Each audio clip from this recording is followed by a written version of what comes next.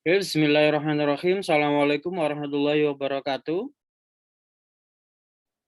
Waalaikumsalam Waalaikumsalam warahmatullahi wabarakatuh. wabarakatuh. Alhamdulillahirrahmanirrahim. Pada pertemuan kali ini kita bisa bertemu dalam keadaan sehat walafiat ya. Ini pertemuan kali ke-7 ya. Dengan presentasi dari kelompok 4 dengan materi angkatan 45 dan angkatan 50. Atau periodisasi sastra periode 45 dan 50 ya. Di sini sudah disiapkan PPT-nya yang nanti akan dipresentasikan oleh kelompok 4 ya. Kemudian dilanjut dengan sesi tanya jawab ya, harus ada sesi tanya jawab yang kritis. Begitu ya.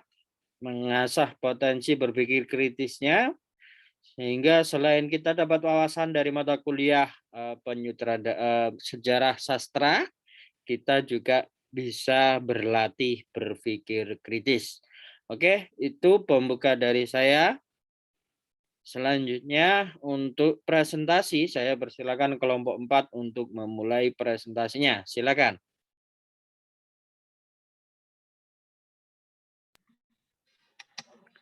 Assalamualaikum warahmatullahi wabarakatuh. Waalaikumsalam warahmatullahi wabarakatuh. Saya perwakilan dari kelompok 4 akan menyampaikan materi atau presentasi mata kuliah sejarah sastra pada periode angkatan 45 dan angkatan 40. Sebelum presentasi melangkah lebih jauh, perkenalkan untuk anggota kelompok kami. Perkenalkan, nama saya Fatimah Zahra. Perkenalkan, nama saya Risyadifa Maharani Putri. Perkenalkan, nama saya Udi Diana.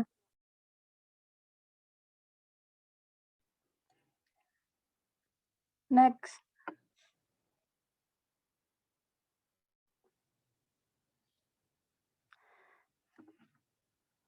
Nah, sebelum kita membahas lebih jauh mengenai periode angkatan 45 dan angkatan 50, saya beri pemahaman sedikit mengenai sejarah sastra. Sejarah sastra merupakan sejarah perkembangan sastra yang terdiri atas rangkaian peristiwa dalam periode-periode perkembangan sastra suatu bangsa mulai lahir sampai perkembangan terakhir.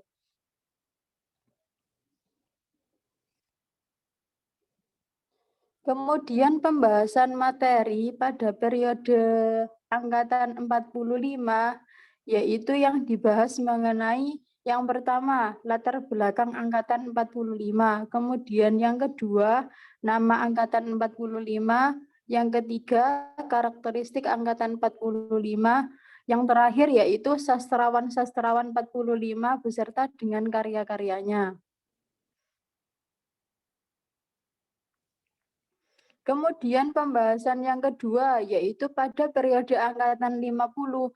Adapun subbab yang dibahas yaitu yang pertama latar belakang angkatan 50, kemudian yang kedua nama angkatan 50, dan yang ketiga karakteristik angkatan 50, dan yang terakhir yaitu sastrawan-sastrawan angkatan 50 beserta dengan karya-karyanya.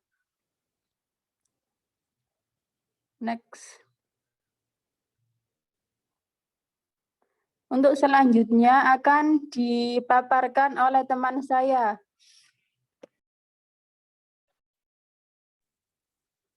Pertama, pada periode angkatan 45. Angkatan 45 lahir pada saat bangsa Indonesia memproklamasikan kemerdekaannya. Pada saat ini perkembangan bahasa dan sastra Indonesia semakin maju pesat karena Jepang melarang pemakaian latar belakang angkatan 45. Periode angkatan 45 dimulai tahun 1942. Tidak lama sesudah masuknya Jepang ke Indonesia, periode ini merupakan pengalaman dan saat yang penting dalam sejarah bangsa dan juga sastra Indonesia. Pada masa ini, Jepang melarang penggunaan bahasa Belanda dan diganti dengan bahasa Melayu.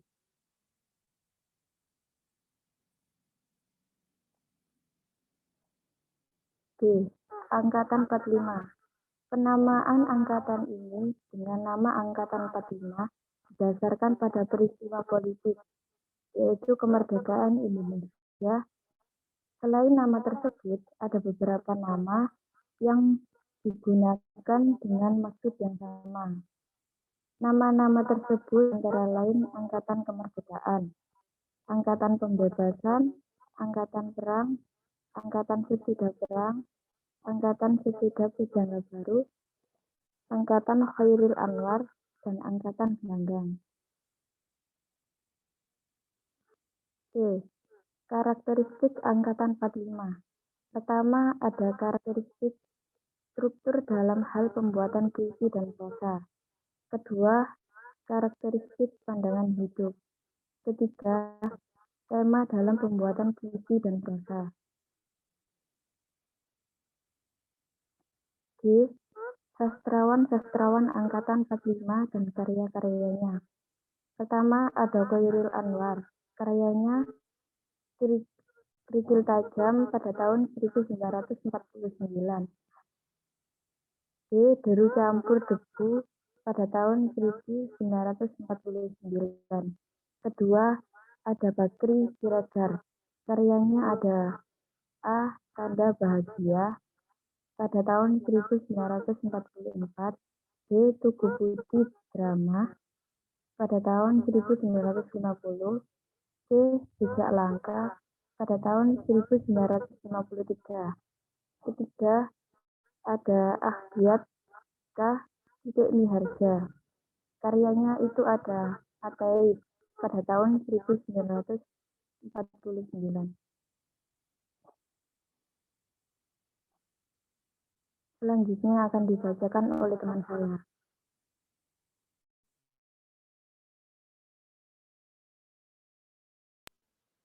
Dua, Angkatan periode 50. Angkatan 50-an ditandai dengan terbitnya majalah Sastra Kisah Asuhan H.B. Jasin. Ciri angkatan ini adalah karya sastra yang didominasi dengan cerita pendek dan kumpulan puisi.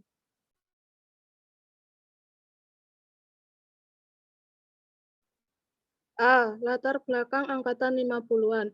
Sastra Angkatan 50 dilatar belakangi oleh keadaan Indonesia yang pada saat itu mengalami perubahan yang cukup drastis, yakni dari transisi penjajahan berdarah menuju ke kemerdekaan cemerlang. Pada tahun 1950 juga didirikan LEKRA atau Lembaga Kebudayaan Rakyat sebagai suatu organisasi kebudayaan dalam naungan PKI.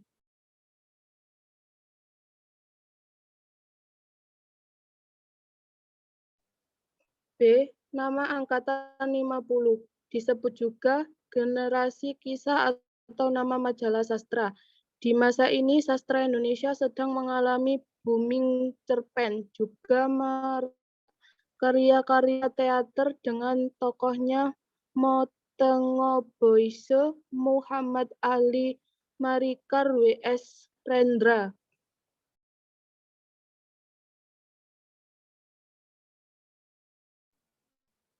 C. Karakteristik Angkatan 50. Hakikatnya sastra Angkatan 50 ini susah dibedakan dengan Angkatan 45, karena Angkatan 50 merupakan lanjutan dari Angkatan 45, mempunyai struktur fisik dan estetika yang sama. Hanya saja yang membedakannya adalah situasi tanah air pada saat itu.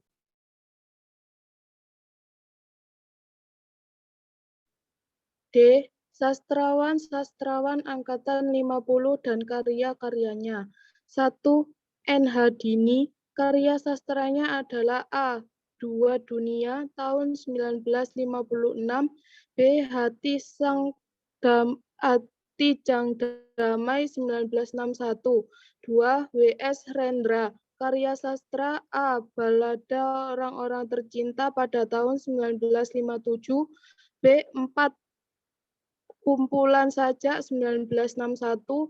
C. Ia sudah berpetualang pada tahun 1953.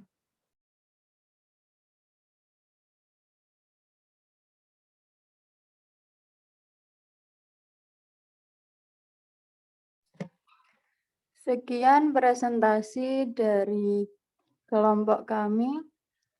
Sekarang saya buka untuk sesi tanya jawab. Saya persilahkan untuk yang mau bertanya.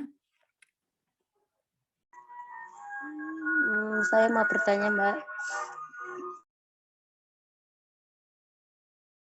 Ya, silahkan.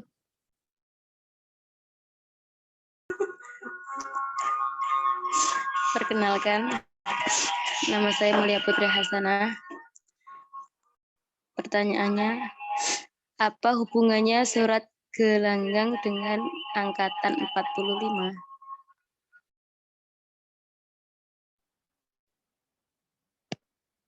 Di sini saya akan menjawab pertanyaan dari Mbak Mulia. Apa hubungannya surat gelanggang dengan angkatan 45? Antara surat kepercayaan gelanggang dengan angkatan 45 memiliki hubungan yang sangat erat. Karena pada surat kepercayaan gelanggang mempunyai arti yang sangat penting untuk memahami sikap, pendirian, dan cita-cita angkatan 45. Konsepsi dari angkatan 45 juga tercermin dan bersumber pada surat kepercayaan gelanggang. Surat kepercayaan gelanggang adalah pernyataan sikap perkumpulan gelanggang seniman merdeka. Gelanggang Seniman Merdeka adalah suatu perkumpulan yang berdiri pada tahun 1947 yang di dalamnya selain para pengarang juga berkumpul para pelukis, musikus, dan seniman lain. Surat kepercayaan gelanggang merupakan sikap pendiri dari angkatan 45. Pernyataan ini dibuat pada tanggal 18 Februari pada tahun 1950. Namun, baru disiarkan pada tanggal 22 Oktober 1950 oleh Rosihan Anwar di dalam majalah Siasat. Surat kepercayaan gelanggang ini merupakan konsep seni dari angkatan 45 secara umum. Namun terdapat berbagai konsep seni yang berbeda-beda di antara para pendukung sastra angkatan 45. Gimana Mbak Mulia, apa bisa dipahami? Iya, makasih, Mbak. Ya, sama-sama. Apa ada yang ditanyakan? Izin bertanya. Perkenalkan, nama saya Jasmine Nur Aini. Tolong jelaskan mengenai pro dan kontra atas penamaan angkatan 45. Baik, terima kasih atas pertanyaannya Mbak Jasmine. Saya akan menjawab. Tadi menanyakan, jelaskan mengenai terjadinya pro dan kontra pada penamaan angkatan 45.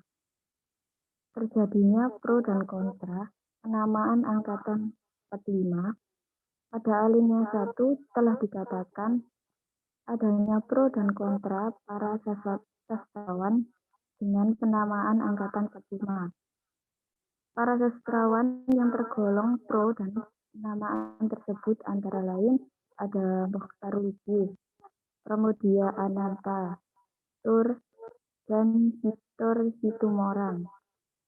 Sedangkan yang kontra ada Asrul Sani, Idrus, dan beberapa pengarang lainnya.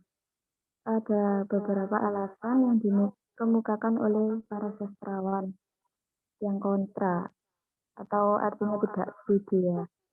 Antara lain itu ada pertama tahun 1945 yaitu tahun proklamasi kemerdekaan Indonesia.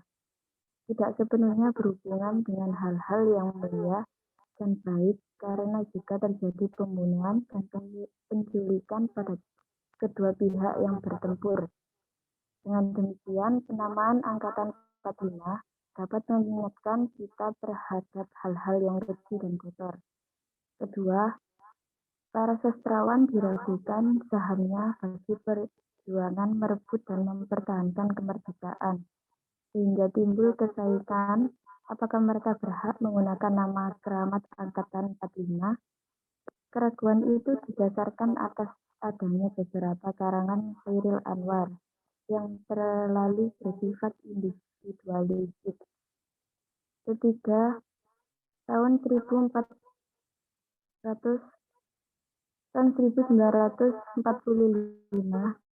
ada suatu kesatuan waktu yang sangat singkat dan relatif terlalu fana, sehingga penamaan Angkatan 45 akan dengan cepat menimbulkan sifat kekolotan pada beberapa tahun sesudah itu. Sedangkan mereka yang setuju atau pro dengan penamaan Angkatan 45 membantah alasan-alasan tersebut dengan beberapa tanggapan mereka, antara lain sebagai berikut. Pertama, dalam menilai suatu peristiwa, kita harus dapat membedakan yang pokok dengan yang tidak. Pembunuhan dan penculikan adalah soal kecil jika dibandingkan dengan masalah perjuangan merebut dan mempertahankan kemerdekaan. Kemerdekaan adalah syarat mutlak untuk perkembangan kebudayaan suatu bangsa, termasuk perkembangan sastra itu sendiri. Dengan demikian, penamaan angkatan dengan nama tahun 45 tetap memiliki nilai yang luhur, tidak perlu harus dalam kaitannya dengan nilai-nilai yang rendah.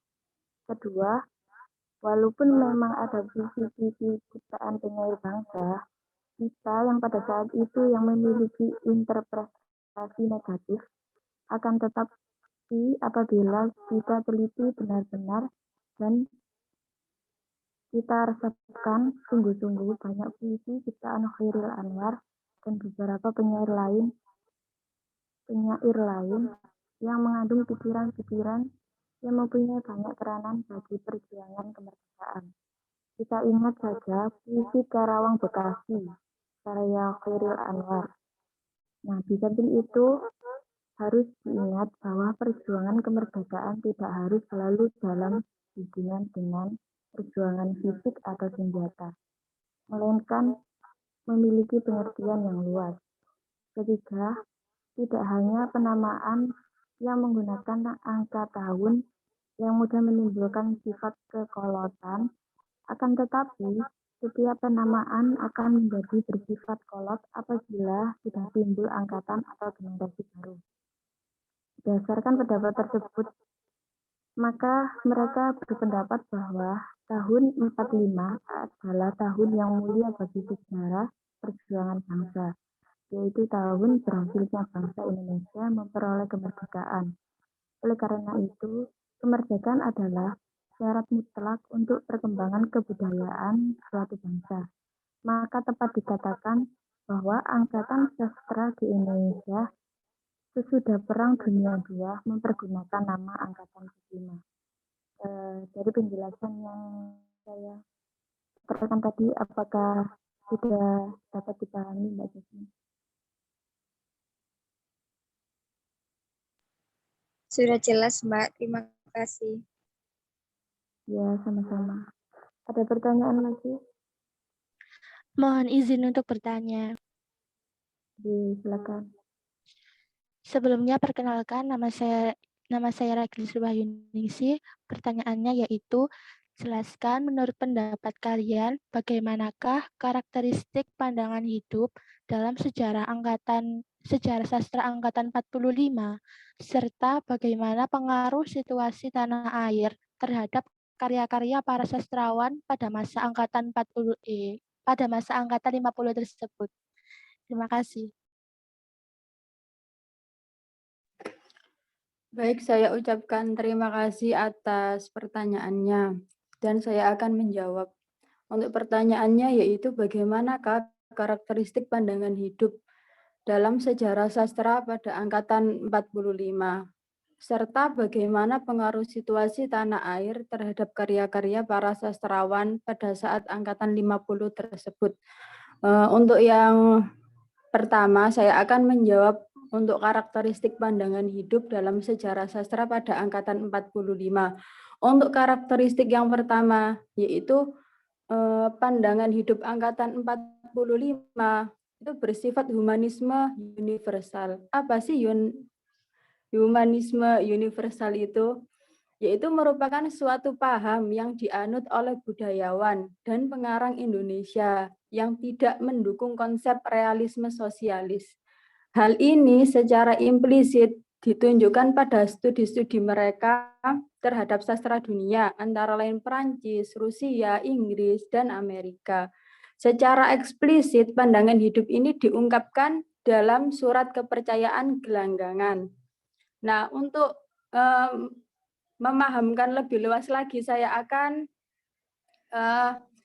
membacakan 5 isi pokok dari surat kepercayaan gelanggangan. Untuk yang pertama, yaitu Angkatan 45 memandang dirinya sebagai ahli waris kebudayaan dunia dan akan diteruskan kebudayaan itu menurut cara mereka sendiri. Kemudian yang kedua, keindonesiaan mereka hanya dapat dikenal dari wujud pernyataan hati dan pikiran mereka, bukan dari bentuk-bentuk lahirnya. Kemudian yang ketiga, yaitu kebudayaan Indonesia baru tidak semata-mata berdasarkan kebudayaan Indonesia lama, tetapi ditetapkan dari ramuan hasil kebudayaan yang datang dari segenap penjuru dunia, yang kemudian dilontarkan kembali dalam wujud ciptaan menurut kehendak mereka. Kemudian yang keempat, yaitu revolusi bagi mereka adalah penempatan nilai-nilai baru di atas nilai-nilai lama yang sudah usang, yang harus dihancurkan. Dan yang terakhir yaitu mereka berpendapat bahwa antara masyarakat dan seniman terjadi hubungan yang saling mempengaruhi. Kemudian untuk karakteristik pandangan yang kedua yaitu individualisme menonjol dalam genre puisi, kesadaran akan eksistensi diri terpancar kuat dalam sajak-sajak periode ini. Dan yang terakhir yaitu dalam filsafat periode ini banyak mengindikasikan adanya pengaruh eksistensialisme. Kemudian pertanyaan yang kedua yaitu bagaimana sih pengaruh situasi tanah air terhadap karya-karya para sastrawan pada saat angkatan 50 tersebut?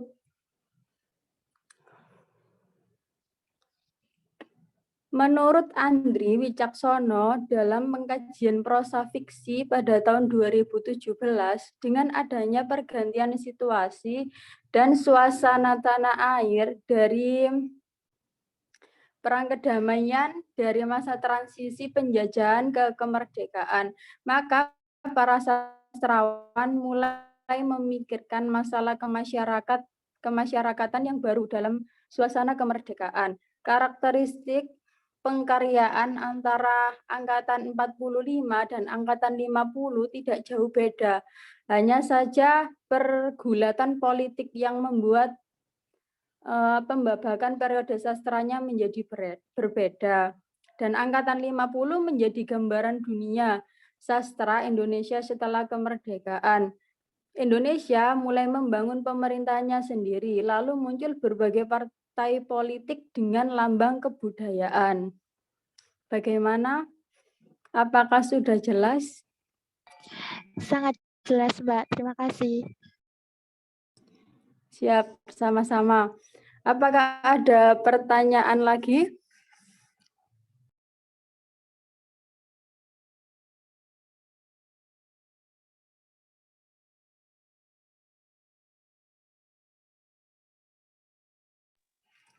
Baik, kalau sudah tidak ada pertanyaan dan hal yang didiskusikan, saya selaku perwakilan dari kelompok 4, saya ucapkan terima kasih sebesar-besarnya atas partisipasi waktu dan itunya. Dan saya minta maaf apabila ada salah kata saat saya mempresentasikan. Wassalamualaikum warahmatullahi wabarakatuh. Waalaikumsalam warahmatullahi wabarakatuh.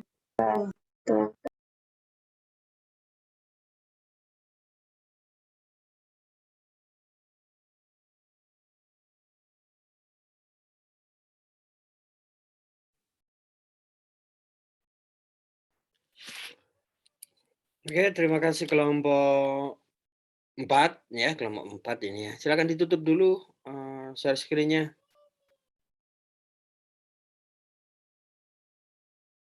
Nah, sekarang silakan dibuka dulu kameranya satu persatu biar terlihat ada orang di baliknya. Oke. Satu kelas berapa? Jumlah satu kelas? 18, Pak. 18, ini 17 berarti yang belum bergabung 2 orang. Ya. Yang belum bergabung 2 orang. Siapa yang belum bergabung ini berarti?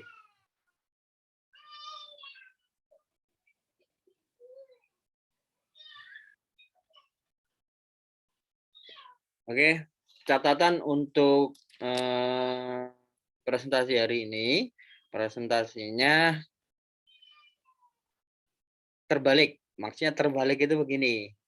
Kalau kemarin itu ya, yang tekstual itu pertanyaan dari audiens ya.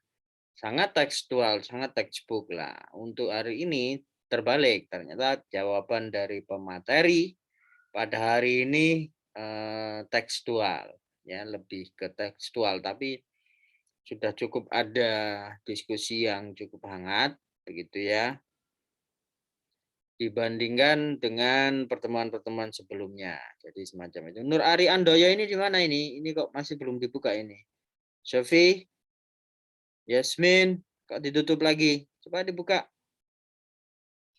Nanti tidak konsentrasi kalau tidak dibuka itu. Bisa melihat yang lain-lain, melakukan aktivitas-aktivitas yang lain, nanti nggak fokus. Ya, jadi semacam itu. Setidaknya dengan pembelajaran ini ya, sejarah sastra kalian mulai berkenalan dengan istilah-istilah dalam dunia sastra, dalam akademik sastra, di mana kali pertama kemarin sudah berkenalan di mata kuliah teori sastra, ya istilah-istilah itu. Dan yang perlu saya luruskan tadi Mbak Zahro menyebut surat kepercayaan gelanggang.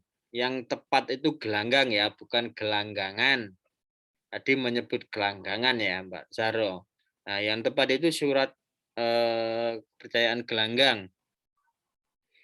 Jadi semacam itu. Ada banyak istilah-istilah yang harus kalian kenal ya di dalam kesastraan. Setidaknya jika pada semester 1 dan semester 2 ini tidak paham sama sekali maksudnya apa eksistensialisme itu, maksudnya human interest-nya dari istilah-istilah itu apa ya. Kemudian ada istilah human universal ya, istilah aliran-aliran di dalam kesusastraan ya, itu masih dikenal saja itu sudah mulai baik ya, karena berkenalan saja dengan istilah-istilah itu sudah baik ya. Nanti selanjutnya kalian akan memahami itu pada semester-semester selanjutnya ya, karena memang ya di dalam pemikiran mungkin ada yang menyatakan alah kuliah bahasa Indonesia gampang. Ternyata tidak segampang waktu difikirkan saat SMA atau saat sebelum mendaftar menjadi mahasiswa ya. Ternyata kok begini ya bahasa Indonesia, ada mata kuliah begini, ada mata kuliah begini gitu ya. Ternyata ketika membaca bukunya cukup mumet juga gitu ya. Ya, kalian harus lebih strong ya, karena itulah realitanya ketika ilmu pengetahuan bahasa dan sastra itu belum dikompres. Sangat luas ya, sangat luas. Nah, untuk S1 itu merupakan sudah kompresan dari studi yang luas ya, dikompres di S3, kemudian dikompres lagi di S2. Sebentar ya.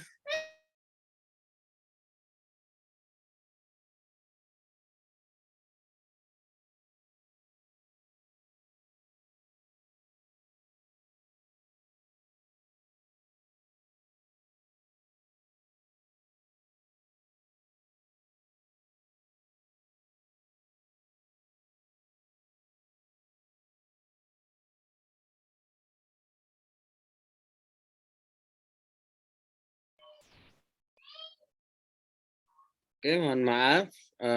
Anak saya tadi menangis meraung-raung karena takut sama ayam. Oke, saya lanjutkan lagi. Ya, karena ketika ilmu bahasa dan sastra yang sangat luas itu, kemudian dikompres di S3, ya, ada kompresnya, sehingga di S3 itu sudah semakin kecil. Ya. Tetapi tingkat keilmuan di S3 itu masih sangat luas sekali, kemudian dikompres lagi diajarkan di S2. Ya. Kemudian dikompres lagi yang diajari atau dipelajari di S2 untuk diajarkan di S1. Ya. Jadi S1 ini merupakan sudah 2 kali kompresan. Ya. Nah, kemudian setelah belajar di S1 seperti kalian ini sarjana S1, setelah perkuliahan selama 4 tahun, ya, kemudian mengompres ilmunya itu diajarkan di strata di bawahnya di SMA. Kalau yang mengajar di SMA, sehingga ya apa yang dipelajari di 4 tahun itu bahasanya yang rumit-rumit, yang sulit-sulit, ketika dikompres jadilah bahasa Indonesia di tingkat SMA, SMK atau MA. Ya. Nah, kalau kalian kebetulan tidak mengajar di SMA tetapi mengajar di SMP, maka kalian mengompresnya lagi dari tingkat SMA, SMK atau MA itu menjadi tingkat di bawahnya atau SLTP. Ya, sehingga kan lebih mudah lagi. Nah, itu loh prosesnya. Ada kompres disesuaikan dengan siapa yang belajar. Nah, makanya tidak heran ketika saya ngambil kuliah bahasa Indonesia aja kayaknya gampang. Ya. Tiba-tiba ketika masuk di S1, loh, kok begini ya? Ada istilah-istilah yang rumit seperti ini ya gitu. Ya. Enggak loh, kok memusingkan begini? Nah, ini sudah kuliah filsafat apa belum? Ada mata kuliah, sudah dapat Ya, mata Pak. kuliah filsafat? Sudah, Pak. Sudah. Lah, mata kuliah filsafat itu istilah-istilahnya, bacaan-bacaannya lebih rumit lagi ya. Ada eksistensialisme, strukturalisme, seperti yang disebutkan tadi. Jadi, apa yang ada di dalam sastra Indonesia itu merupakan perpaduan lebih banyak dari filsafat dan ilmu-ilmu sosial. Ya. Makanya ada kemiripan dengan filsafat, pemikiran-pemikiran di filsafat, teori-teori di filsafat itu digunakan di sastra. Ilmu-ilmu sosial itu digunakan di sastra. Mengapa? Karena rumpun atau induknya itu sama. Filsafat itu mempelajari tentang kemanusiaan, sedangkan ilmu sosial itu mempelajari kemanusiaan juga di dalam lingkup yang lebih luas atau di dalam kelompok-kelompok sosial. Ya, jadi intinya sama, berbicara tentang manusia. Ya. Sehingga orang-orang yang mempelajari tentang manusia, ya, itu akan disebut sebagai human atau humanisme. Orang yang bisa memanusiakan manusia, itu humanisme. Ya. Jadi aliran yang bisa memanusiakan manusia. Jadi itu kalau digeret ke tempat kerja seperti ini, kalau di tempat kerja ya. Jadi tempat kerja itu kan ada tuntutan-tuntutan pekerjaan yang harus dicapai. Ya. Itu orang yang kerja tidak harus disikapi seperti robot, tapi saya nggak kuat ngangkat bahan baku ini, ya, sehingga harus diangkat 4 atau 5 orang, tidak diangkat sendiri. Ya, itu bentuk-bentuk universal. Jadi memanusiakan manusia. Oh, saya sakit, nggak bisa masuk, izin. Nah, boleh izin. Nah, jadi intinya memanusiakan manusia. Jadi sisi-sisi manusiawi itu diperhatikan. Ya, jadi itu intinya di humanisme. Ya, nanti kalian terus saja membaca, ya, pasti nanti akan tahu dengan sendirinya. Jadi yang penting sekarang itu paham nggak paham, dibaca saja, kenal dulu, ya. Kalau ada pepatah itu kan begini, ya.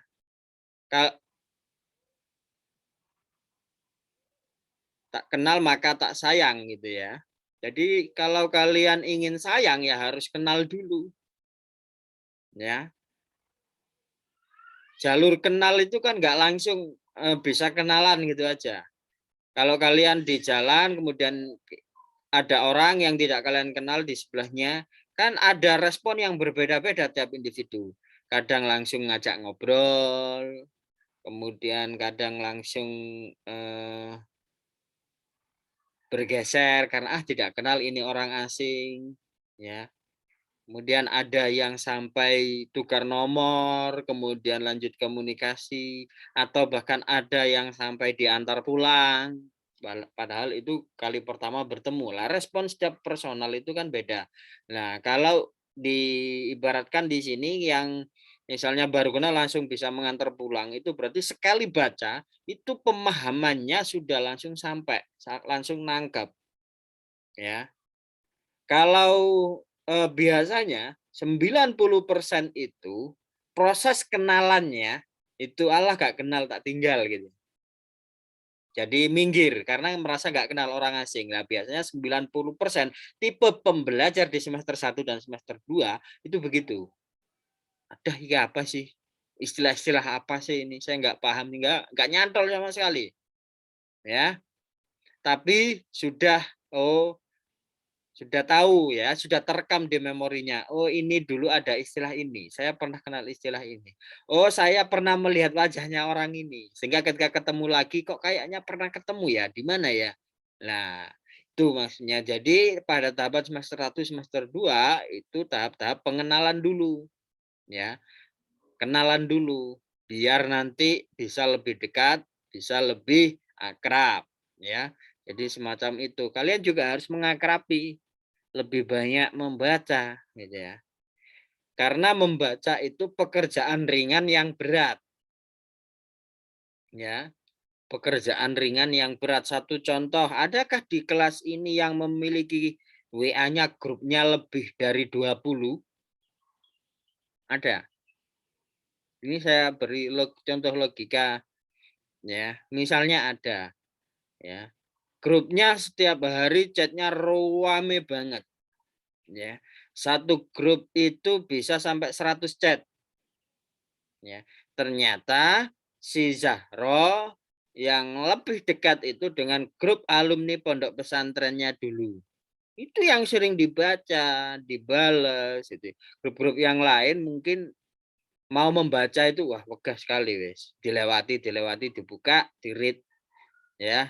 Yang penting itu seolah-olah sistem sudah memperlihatkan bahwa Zahro selesai membacanya, ya, baru ditutup lagi. Kan ada pola skipping seperti itu. Sehingga yang dibaca benar-benar oleh Zahro itu adalah kelompok alumni pondok pesantrennya. Ya. Padahal itu hanya membaca ringan kan, tapi ternyata kan tidak dilakukan oleh Zahro di 19 grup yang lainnya tadi. Itu WA loh ya, WA itu ngobrol-ngobrol sederhana loh ya, nggak ada yang serius-serius. Itu ternyata juga di skip. Nah, kemudian diberi bacaan filsafat. Ya, kira-kira tindakan yang satu grup atau 19 grup yang diterapkan. Ya, pasti yang 19 grup ya, skip itu ya. Jadi yang penting tahu istilah kayak gitu, seolah-olah ya. Itulah memang fenomenanya. Jadi kalian tetap mengikuti ritmenya. Yang penting bismillahirrahmanirrahim saya niat belajar. Ya, pada titik tertentu ketika Allah membukakan ya, maka kalian akan paham dengan sendirinya. Ya. Jadi kalau Zahra mungkin sudah akrab dengan cerita-cerita ada seorang santri yang tidak pernah belajar mengaji tetapi hanya ngabdi kepada Pak Yai, diminta untuk membersihkan ini, membersihkan itu, melakukan ini, melakukan itu. Tiba-tiba ketika dia pulang kampung, disuruh pulang kampung, ya sama Pak Yainya disuruh mulang ngaji. Loh Pak Yai saya nggak pernah belajar ngaji ini bagaimana? Wes Buddha loh. Ya ternyata wallahu alam bishawab dia menjadi kiai besar di kampung halamannya. Yang waktu di pondok pesantren tidak pernah mengaji. Dan itu adalah ridho dari guru dan ijabah dari Allah Subhanahu wa taala yang tidak bisa kita nalar logikanya. Ya. Jadi jalani saja setiap belajar itu menyebut nama Allah ya. Dengan menyebut nama Allah itu berarti kita sudah selangkah bahkan 10 langkah lebih baik ya. Mengawali dengan menyebut nama Allah dari setiap aktivitas apapun ya. Jadi semacam itu ya. Dan untuk catatan makalah di kelompok ini ya masih belum ada perubahan ya, masih puzzle, masih tempel kalau materinya baik ya. Tapi saya belum menemukan materi yang disusun oleh kelompok 4 sama dengan kelompok 1, 2, 3 dan 4. Kayaknya masih belum paham caranya. Ini habit dari SMK, SMA dan MA ya yang terbawa sampai hari ini sehingga kumpul materinya yang penting materi tentang 45 dan 50 ada buat presentasi ya. Jadi tidak ada pola pengendapan dari bacaan disusun ulang ya. Itu tidak ada Mas Yan. Saya coba share screen ya. Kok semakin lama semakin hilang pesertanya ya. Ini tinggal 15. Ini memang kondisi sinyal hari ini kurang baik ya. Iya.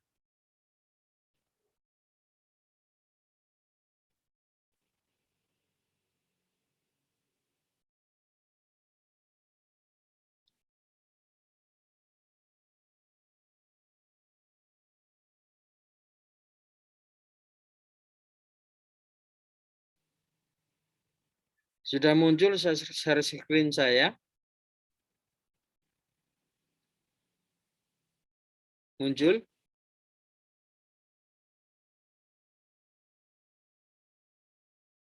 Sudah muncul apa belum? Sudah. Sudah ya. Ini adalah aplikasi Mendeley, aplikasi untuk penyusunan pustaka. Ya, penyusunan pustaka. Ya, kalian downloadlah gak apa-apa mulai dari sekarang. Ya, ini penting untuk menyusun skripsi nanti, menyusun hal-hal ilmiah. Kalian boleh mendownloadnya, sesuaikan dengan kapasitas laptopnya, pakai Windows apa, program apa. Yang pakai Linux berarti download yang pakai Linux. Ketika pakai Windows sistemnya 32 ya download yang sistem 32. Kalau yang sistemnya 64 bit berarti download yang 64 bit biar nanti bisa di-download lah. Ya. Saya bukakan satu contoh artikel saja, satu contoh saja. Ini yang namanya menyusun. Ini jurnal ini sudah muncul, jurnal artikel yang ditulis oleh Lisma Linda. Sudah, Pak. Sudah, Pak. Di situ kekuasaan dan kepentingan internal lembaga kajian arena produksi kultural Borju. Ya. Studi kasus penerbit Bandar Publishing di Kota Banda Aceh ditulis oleh Lisma Linda Universitas Iskandar Muda Banda Aceh. Ya. Ini abstrak ya. Saya tidak membahas abstraknya, saya mau memberi contoh. Nah, ini Bandar Publishing merupakan salah satu bla bla bla bla bla ya. Seperti ini. Ya. Kemudian ditambah lagi paragraf selanjutnya. Ya. Terus ini penyusunan. Nah, sampai akhirnya lah ini semua pendapat penulisnya. Ya, kemudian pada paragraf yang ke ini ya, beliau ini mengutip. Nah, ini mulai ada kutipan Mukhlisuddin umur 34 tahun kemudian Kirlen ya, ini adalah kutipan. Ditemukan kutipan. Jadi kutipan sesuatu yang diambil dari sumber ya. Di makalah kelompok 1 2 3 4 belum ada metode pengutipan ini. Ya. Nah, ini ada pengutipan baru lagi. Nah, saya coba yang lain. Contoh yang lain. Nah, sudah berubah ya. Ini tulisan Oki Madasari. Membahas Oki Madasari sudah berubah tampilannya? Sudah. Ya. Pak.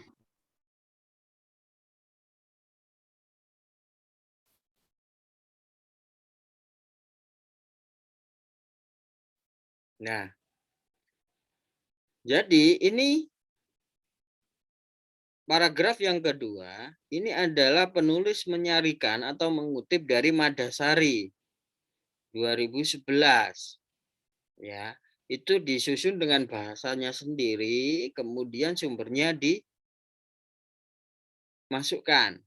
Nah, ini Mendeley bisa membantu di area itu ya, proses pengutipan. Lah, setelah itu daftar pustakanya lah. Ini bahkan ada yang begini, Borju ya, menyatakan bla bla bla bla bla sampai mempertahankan kekuatan itu dikutip dari 3 tulisan. Dari tulisannya Mahar, Harker, dan Wilkes. Ya. Satu tulisan yang ditulis oleh 3 orang. Jadi ini ngutip seperti ini. Ya. Jadi ada pola penyusunan mengumpulkan materi dari beberapa sumber ya. Kemudian disusun ulang. Nah, ini bahasa penulisnya sendiri. Tidak sama dengan sumber. Ya. Kemudian di akhir daftar pustaka yang perlu saya tunjukkan.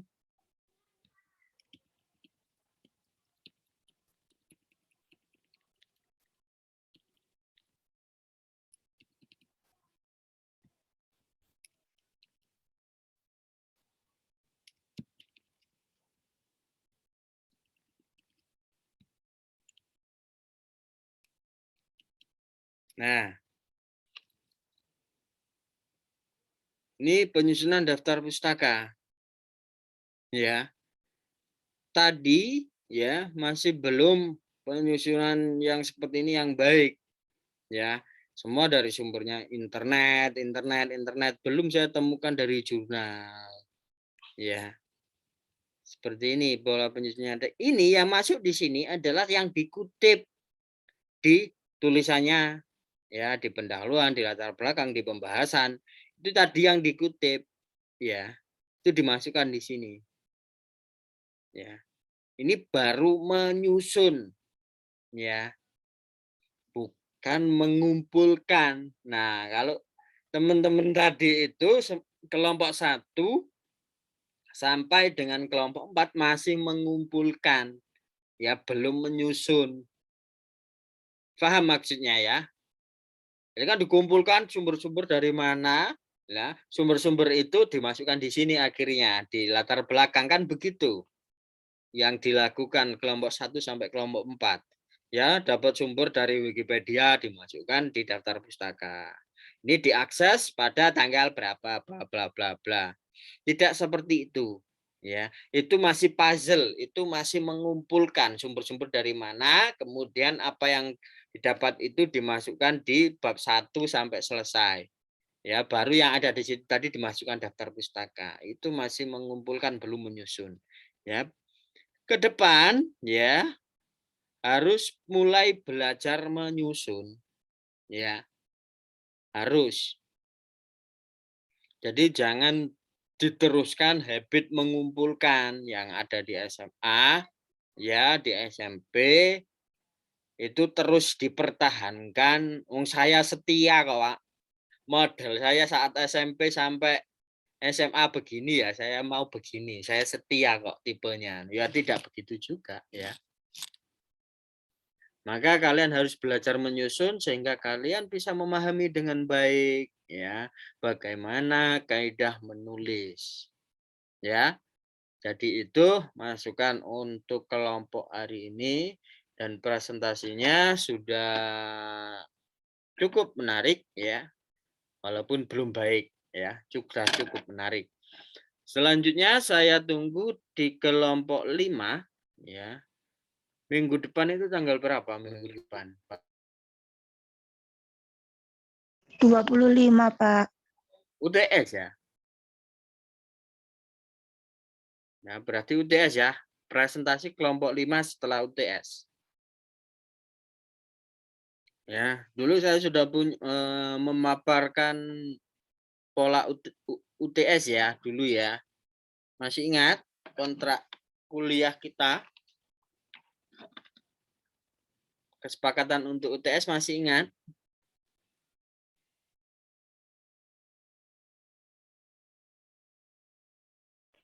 Diulang mawon, Pak. Diulang ya.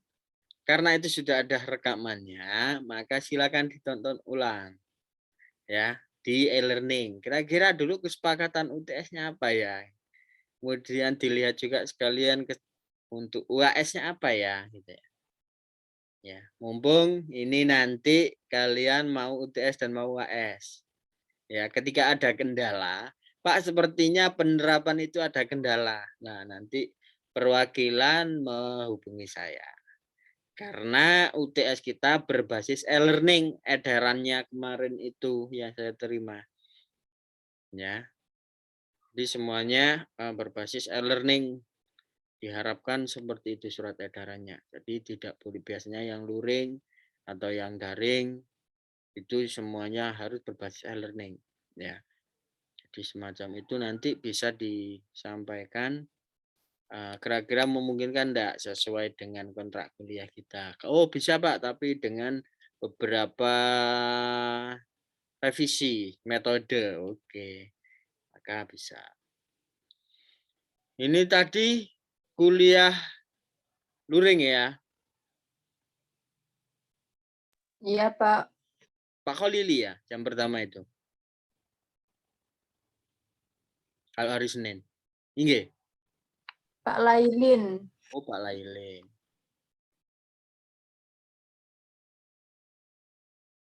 Oke, itu dulu ada yang mau ditanyakan?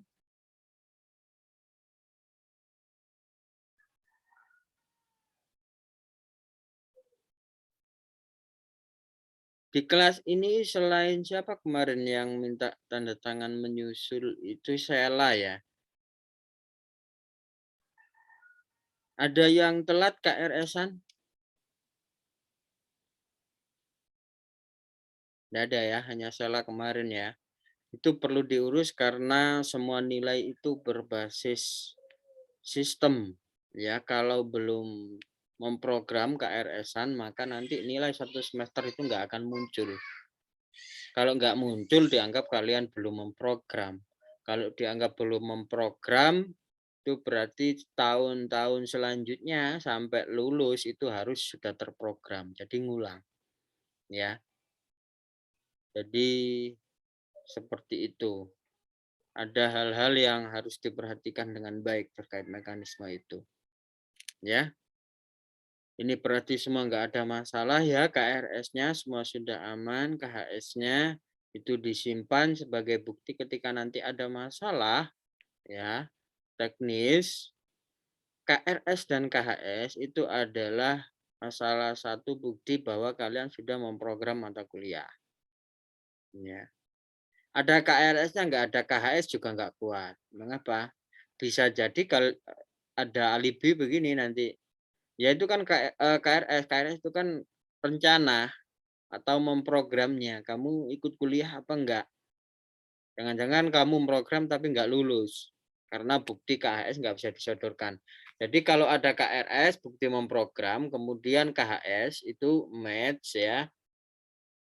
Yang diprogram dan nilainya ada. Nah itu berarti sudah kuat ketika di mengurus mata kuliah sehingga sampai oh dulu saya dapat nilai ini tapi kok tidak muncul di siakat saya, di kartu rencana studi saya, IPK saya jadinya berkurang, bla bla bla bla. Lah itu bukti-bukti semacam itu semua bukti akademik, slip membayar, slip apapun yang penting disimpan di folder jadi satu, jangan sampai hilang karena dokumen-dokumen itu suatu ketika itu menjadi sesuatu yang penting dan bisa membantu ya.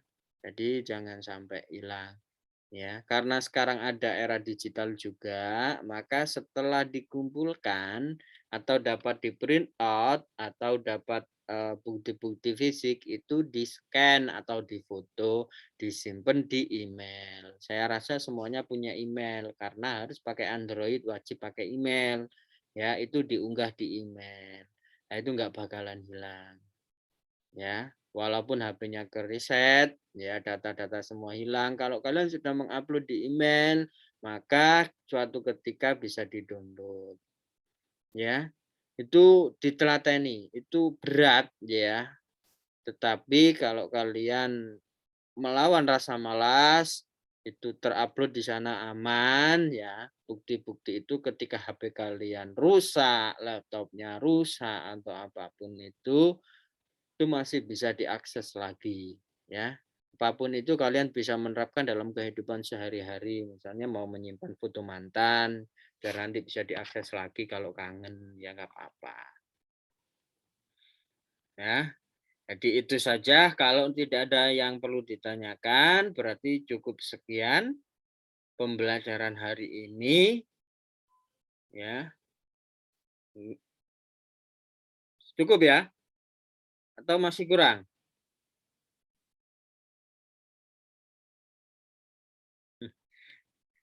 Kok guyang-guyut tak iki Mbak Syahro iki? Ya sudah, kalau begitu cukup sekian saya akhiri karena tidak ada pertanyaan dan tidak ada yang perlu disampaikan. Ya, maka saya akhiri. Wassalamualaikum warahmatullahi wabarakatuh. Waalaikumsalam Waalaikumsalam warahmatullahi wabarakatuh. warahmatullahi wabarakatuh.